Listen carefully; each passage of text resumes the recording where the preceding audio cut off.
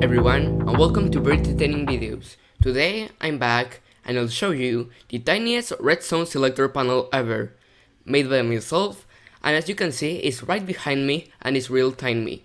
But before we get to the specifications and stuff like that, I just want to mention or to say that I went to YouTube and searched tiny redstone selector panel ever or redstone selector panel, and all the things that came up didn't have a selector panel as tiny as mine or as thin as mine. So that's why I'm really proud of this thing, and I hope you like it. So first of all, let me show this thing to you. So basically here we have a bunch of buttons and then redstone lamps. And basically if you click any button, the redstone lamp above it will turn on forever.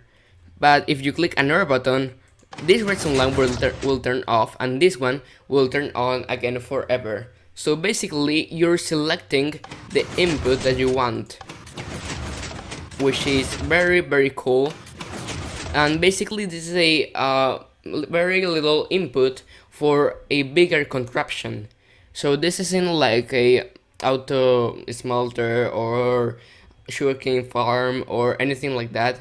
This is just an input or a component for a bigger thing, but it is still something really incredible. So now let's go to the back and show off how tiny this thing is. So if we just quickly start flying and turn around, you'll see that it's just 2 blocks thin or 2 blocks wide and around about 6 blocks tall, 6 or 7, depending on if you count this block down here or not.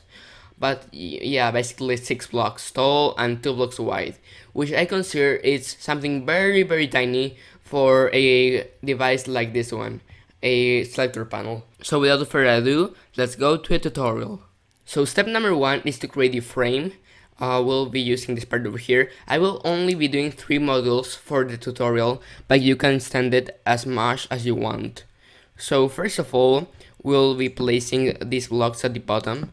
Then for my design, I will need to have logs on top like this, and like you can see there in our template or thing, yeah. I also have logs like this, and then here go the redstone lamps. There you need to put the redstone lamps, and to put the logs facing in this direction, you will need to have logs at the temporary blocks at the back, and then you will be able to place these blocks facing basically looking at you. So then here, sorry, no, let's not fall off. So now here we can place the buttons, and basically this is the complete frame, as you can see over here, for the 3 modules that we're going to make. So next step, or step number 2, I will be making basically the single inputs, and basically I will be making one explaining everything, and then the others will be a bit faster. So basically first you will need to place a block over here, right in this bottom blocks.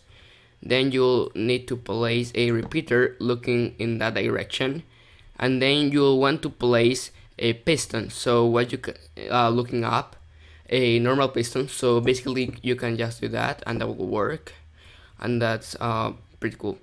So then you can place the cauldron and then water inside the cauldron. So you need to have water inside the cauldron for it to work.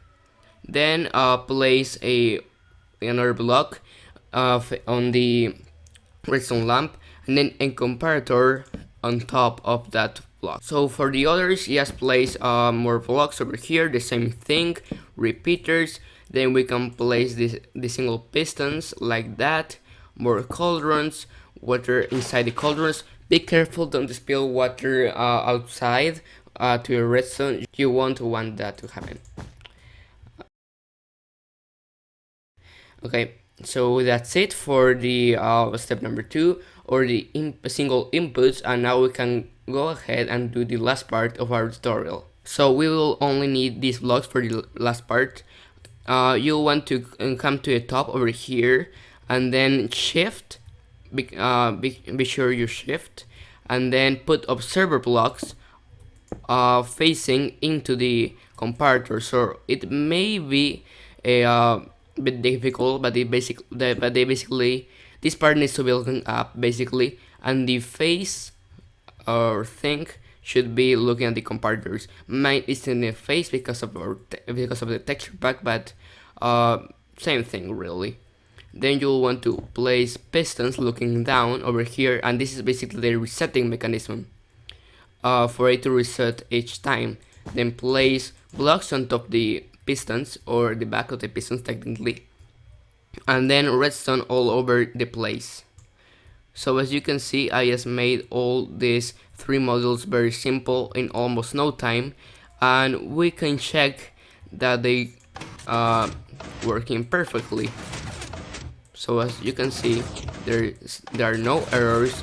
And I just want to mention that you can use wood buttons if you want. I just prefer stone buttons, but they're basically the same thing. So there you go. And now I'll simply go ahead and explain how all this works. So basically, for example, when we press this button over here, this redstone repeater will have power, powering this piston, making it extend, and this cauldron will now be over here in this air block. And because it isn't a sticky piston, it won't carry it back down, so it will just stay there. And then the comparator will detect the water inside the cauldron and will release a redstone signal, basically powering this block over here. So this block is necessary for the redstone lamps to work, and then it will power simultaneously the redstone lamp below it. So that's basically how it works. We can see it in action. If I press this button, you'll see that the piston extends, the cauldron is now here, the comparator detected it, and now it's giving power over here. And you can see that if we remove this over here, then the redstone lamp will stop flashing, or will basically be off. So that's how it works, and it basically works the same for every other one. So yeah, it's the same thing. But now, next thing is, how does it reset the other ones? So basically, the new block introduced in Minecraft 1.11 is observer block. So when, for example, we click this button, the observer block, the observer block will detect a change in the comparator, and then will give a redstone signal that will extend these pistons, making all the cauldrons go back down. But because the piston at the bottom was extended, while these pistons were also extended, then the cauldron will stay right there because it was being extended first by this piston over here. So that's basically how it works. So if you press this button, you'll see that there was a bit of redstone flashing going on, and basically the observer block detected change in this comparator, causing a redstone signal, powered signal over here, causing all the pistons to extend, except this one, because this one was extended. So that's how it works. But now, something that many people will want to know is, how do you reset this completely? So like having nothing on the lamps, on this cauldron being back down in a simple way. Well, basically the way to resetting it is with these redstone lines, as I explained. So if you put a button right here and click it, then you'll see that everything will reset. But if you want to reset it, the whole thing, with just a single button over here, like separate to all these buttons, then it's very simple. There are 2 ways. I will show you the first one. First of all, you want to place a redstone torch on the back of this button. So if you click the button, it will turn the redstone torch on. Place a block on top of the torch, another redstone torch on top of the block, a block on top of the torch once again, and redstone line over here. So as you can see, if we input anything that we want and we click this, it will reset this whole thing very simply. Now the next way is to just place a block over here.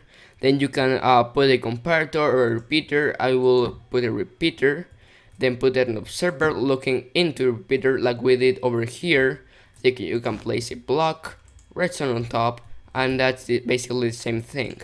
So you can see that if we press anything and then reset it, then it's basically the same thing.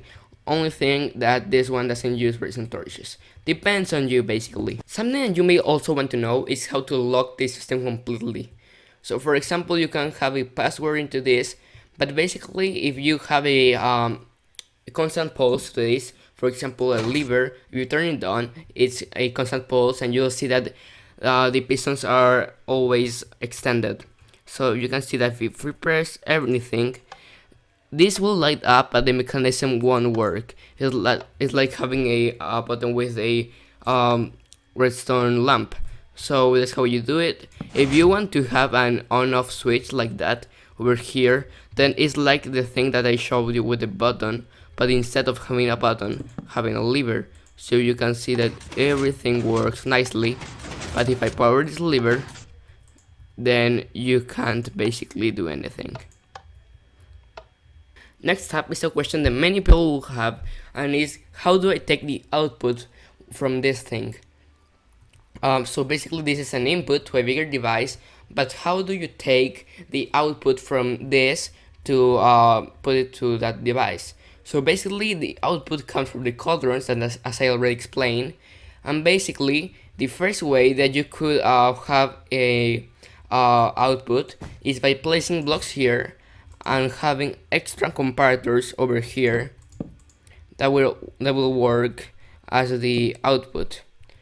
So if I click, for example, this button over here, you'll see that the output is turned on. If I click this over here, you'll see that it's over there. But this does add an extra block to the width of the contraption or the input device. So that's why many people, including me, won't like this. So now I will show you a way that doesn't use this, and it's basically with the comparators over here. So the first thing that you'll want to do is remove the redstone lines or the redstone dust over here on top of the observer blocks. Replace it with blocks and redstone on top. You'll basically do the same thing, but now we're able to place torches over here and blocks over here, and now we basically have ourselves an another output. So if I click this, you'll see lights up. Click this, lights up. So it basically depends on your preference. The bad thing about this is that you won't be able to place blocks over there, but I personally like 4 blocks tall rooms, so it won't be a problem for me. You can also, instead of having torches over here, remove them and instead have blocks like this, more blocks over here, and repeaters like this. So it's basically depending on your preference, and if you think that's ugly, then you can replace it with stairs or anything like that you want, on other blocks to make this ceiling. Anything you want, it depends on you and on the contraption that you will be using this with. But that's basically it. That's basically everything that contains this thing. But the complaint that many people will have is that it is a bit noisy, and I get it, you don't want the noisiness of this thing. Then in the description, you'll be able to find tutorials from other people that they have their own redstone selector panels, even though mine is the tiniest. But if you don't mind the sound, then here's how it works. Here's the tutorial. Yeah, I show you everything that you might want to know about this thing. And also in the description, you'll be able to find a world download to this redstone contraption. And if you don't know how to install the world download, then there will be a card up the screen right now of the tutorial that I made on how to make it. So that's it for today. I hope you had a great Christmas, great New Year, and you're having a great 2017. But again, that's it for today. Leave your comments down below in the comment section, like if you like this video, and don't forget to subscribe for future very entertaining videos.